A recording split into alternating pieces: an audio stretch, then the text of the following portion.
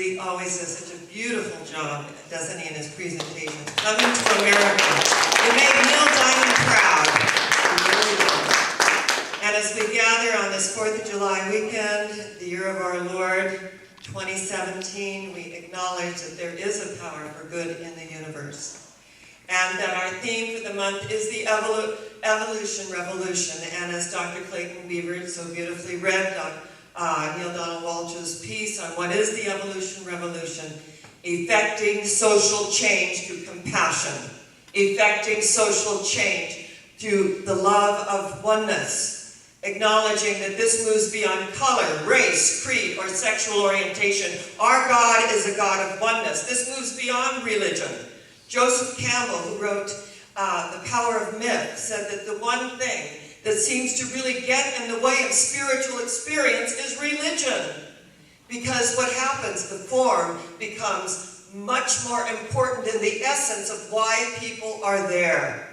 And in our New Thought movement, which is really old thought, it's the teachings of Christ consciousness, the Buddha nature, the holy I am presence, that when Moses looked into the burning bush and said, "Who are you? What are you?" the voice of I am answered, "Cast off your shoes, for where you stand is holy ground." What this means is there is nothing and no thing that comes between us and our spiritual knowingness, that we're here for the essence of the teaching. We're here to acknowledge it is done unto us as we believe in our hearts. That where our treasure is, there our heart will be also. To effect social change as the teachings of Jesus when he said, "Love one another as I have loved you." Buddha said, man, woman is the result of all that they have thought. Feel with compassion, the compassionate Buddha, and the holy I am presence. That be very, very aware when you say I am, because what you put after creates your reality. So when we say, I am happy, healthy, prosperous, and free, the universe responds to that. To some it might sound like a little fairy tale, or what a cute little rhyme. No, these are dynamic, powerful truths in the universe, and they work. They work with mathematical precision. As within, so without. Behind every cause, there is an effect. So as we come together to acknowledge the cause of which we are here, it is that dynamic and powerful presence. And this country was founded on a mystical element of freedom. And that this freedom was possible in a day when they would be absolutely taken and their lives would end, because when it would be considered treason. I mean, Great Britain was the power, right? And it would be treason. For them to sign the Declaration of Independence was a mark of tremendous courage. I want to acknowledge all of our forefathers that had that willingness, that courage, and that experience within them to know that it is about freedom. And without freedom, what? There's no responsibility. The twin of freedom is responsibility. And there is a beautiful story about a young couple there in the 1800s that came out to settle in the United States. And they were in the Midwest, and they built a little cabin, and they were very happy, and then she was expecting a child. And in those days, they had to ride to go get the doctor to come in. And it seems that the doctor wasn't available. The midwife was not available. And so the husband, Thomas, said to his wife, Nancy, he said, there is no doctor, no midwife, it's up to us. We're just going to have to really, we can do this. We've done everything together. We can do this. And she was very much into her labor, and she felt that she was dying. And she said to her husband, Thomas, please take care of our baby. And he said, I will not make a promise like that. We're going to do this together. This baby will need both of us. And someone knocked at the door, and it was a young woman, and she said, hello, my name is Sarah Parsons, and I'm the midwife, and I've come to assist you with the birth of this baby. And she, felt the mother's tummy, and she saw that it was a breech birth, and she turned the child, and they immediately had this trust in a person they had never met. And they had the birth, and it was successful, a little 10-pound baby boy. And Thomas, the father of this beautiful child, said, "Oh, let me pay you something, please." And she said, "Oh, no, I have no need for money, but you can do one thing for me." And he said, "What is that?" And as she is leaving, she has her little kit with her. She says, "Name the baby Abraham." And he said, "Absolutely." Then the doctor came back to town. He heard they had this beautiful little baby. And he went in to congratulate the young man for assisting in this birth. And he said, "No, your friend came. Sarah Parsons came, and she was the midwife. And she helped us do the delivery. She saved my wife's life. She saved my newly born son Abraham's life." And the doctor looked her back and he goes, "Sarah was involved in a riding accident 2 days ago and died." He said, No, she was here. She assisted in this birth." And he said, "Well," he said, "God works in mysterious ways, God's wonders to perform. But I want you to know this is what happened to Sarah Parsons."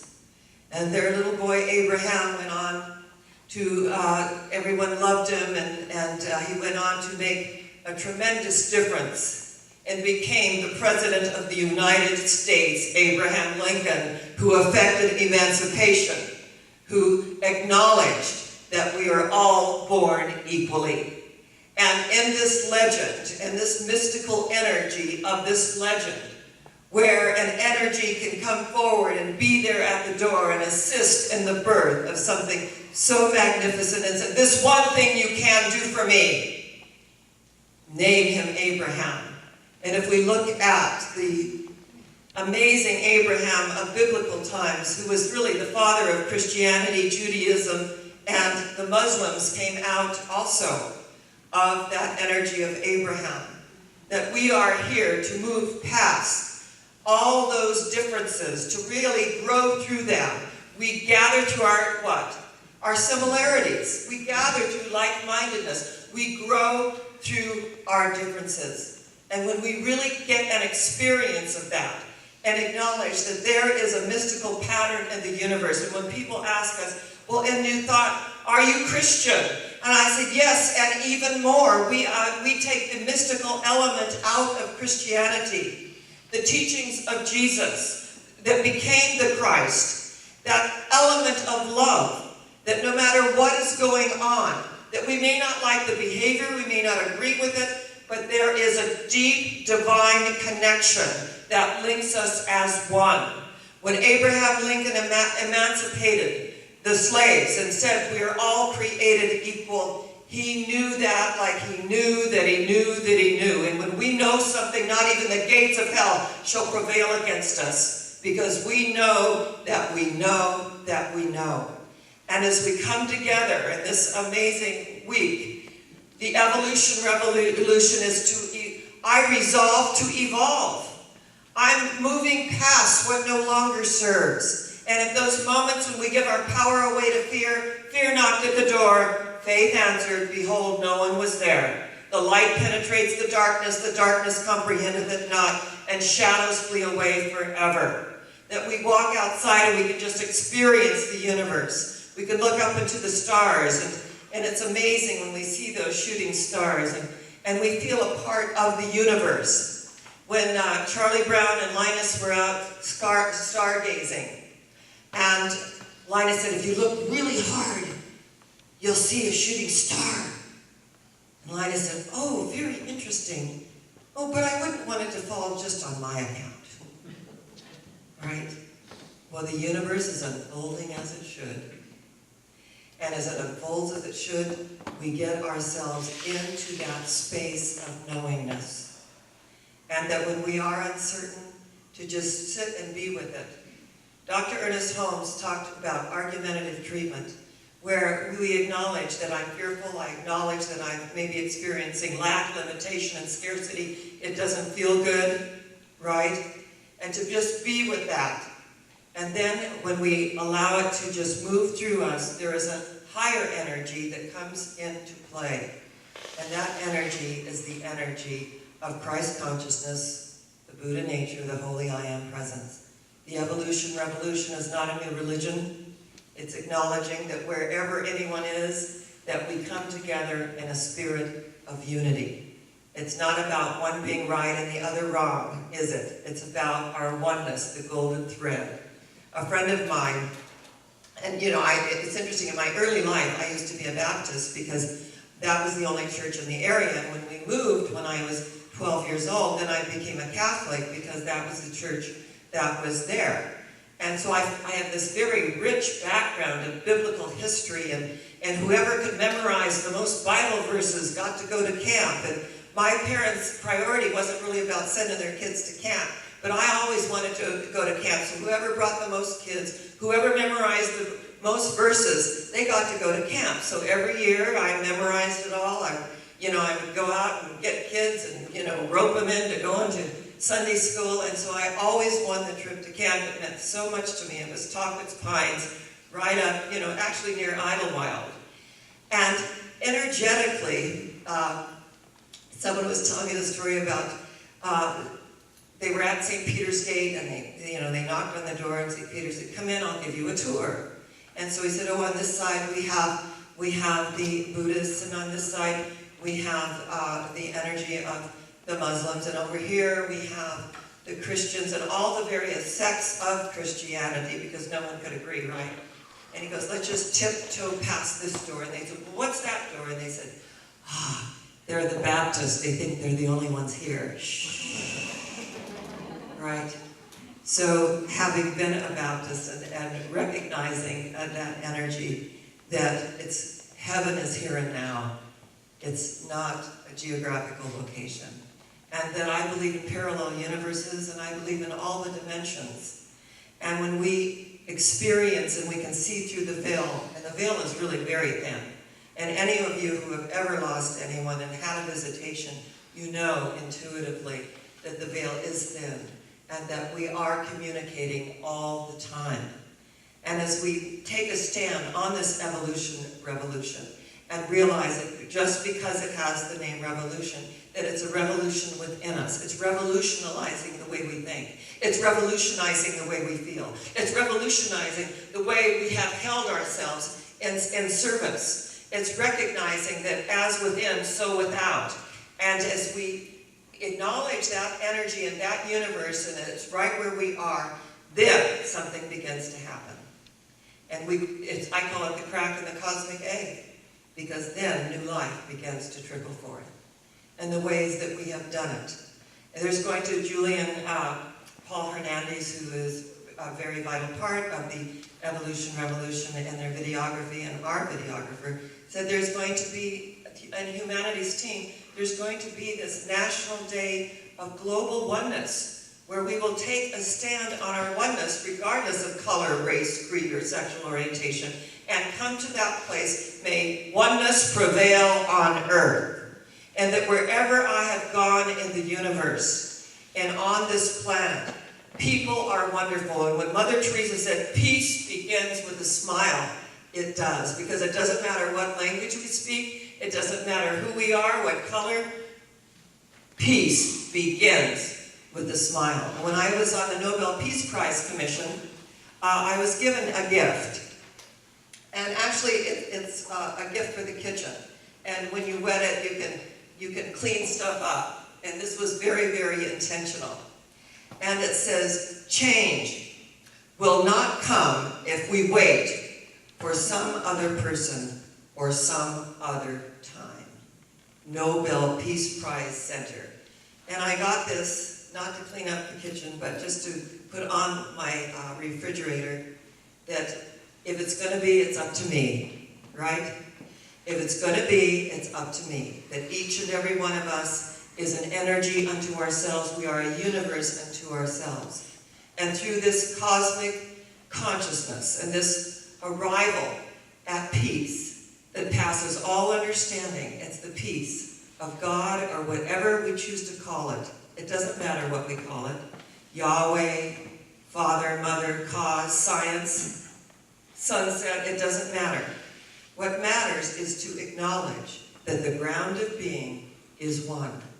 And that every time there is an act of violence, I say, wherever pain seems to be operating, the presence of God is. Wherever dis-ease seems to be operating, the presence of God is. Wherever someone is offended, the presence of God is. To reach that place within us where we are neither taking an offense or giving offense. And where we are opening the space to know whatever is going on the planet, the presence of God is. And I want to leave you with something so powerful. It's about when our forefathers were signing the Declaration of Independence.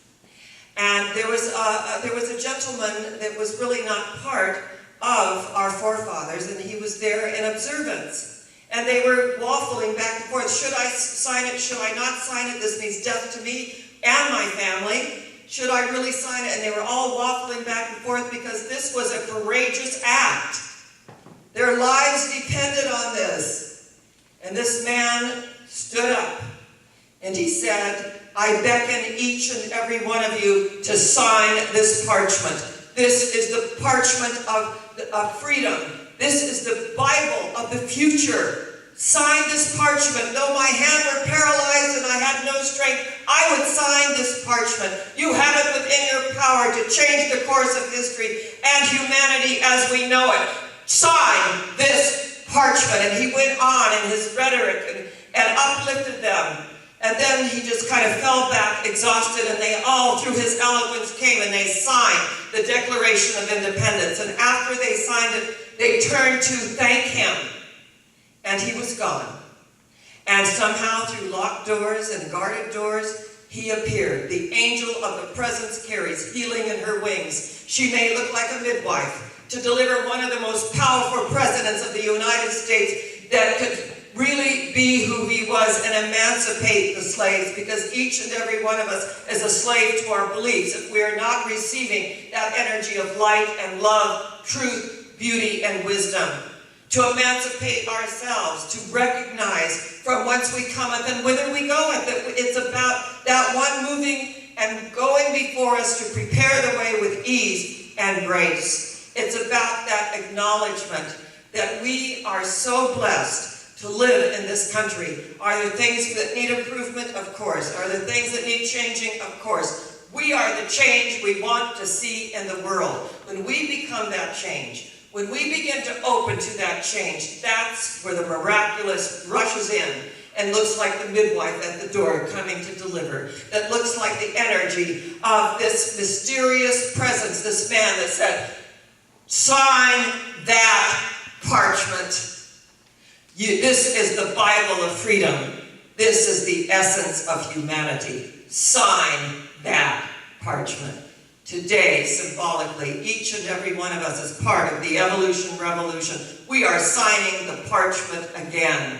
We are energizing it through our amazing lives, because we're all going somewhere. Do you know where it is? Higher yet. Where is it? Higher yet. Where is it? Higher yet. And so it is. God bless America. God bless each and every one of us.